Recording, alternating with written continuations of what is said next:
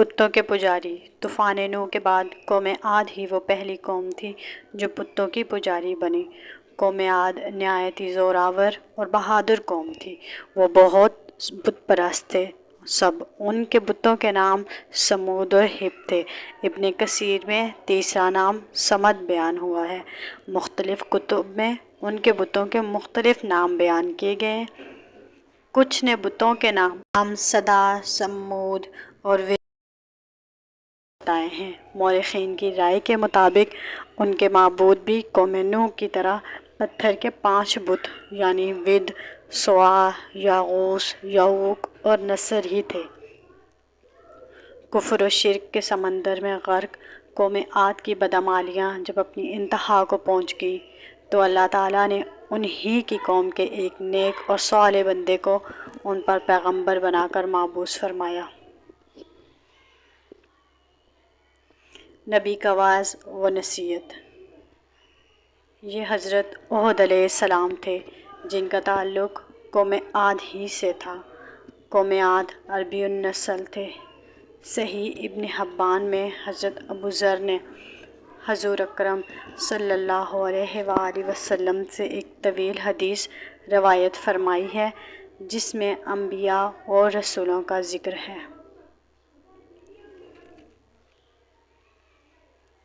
اس میں حضور اکرم صلی اللہ علیہ وآلہ وسلم فرماتے ہیں کہ انبیاء میں سے 4 انبیاء عربی ہیں۔ قصہ مچھلی والے نبی کا، حضرت ہود، حضرت صالح، حضرت شعیب اور تمہارا نبی اے ابو ذر یعنی حضرت محمد صلی اللہ علیہ وآلہ وسلم۔ حضرت ہود علیہ السلام عاد کی سب سے معزز شاخ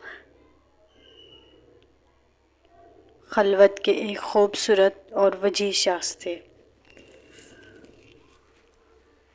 حضرت ہود نے ان سے کہا، بھائیو، ایک اللہ ہی کی عبادت کرو، اس کے سوا کوئی تمہارا معبود نہیں۔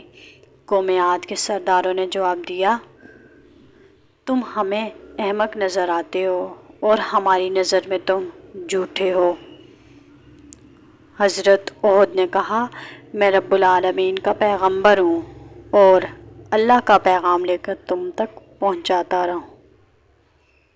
کہنے لگے، تم ہمارے پاس اس لیے آئے ہو کہ ہم اپنے ان معبودوں کو چھوڑ دیں جنہیں ہمارے باپ دادا پوجتے تھے،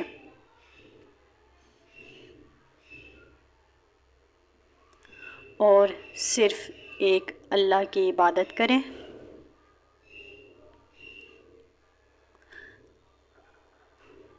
اگر تم سچے ہو تو جس عذاب سے ہمیں ڈراتے ہو وہ لے آؤ۔ سورہ اعراف آیت نمبر 65 سے 70 تک بیان ہوا ہے۔ ان میں حضرت ہود علیہ السلام مسلسل 50 برس یا اس سے بھی زیادہ وعظ و نصیحت کرتے رہے۔ کبھی انہیں اللہ کی عطا کردہ نعمتیں یاد دلاتے تو کبھی عذاب الہی سے ڈراتے، کبھی طوفان نوح کی ہولناکیوں کا ذکر فرماتے، لیکن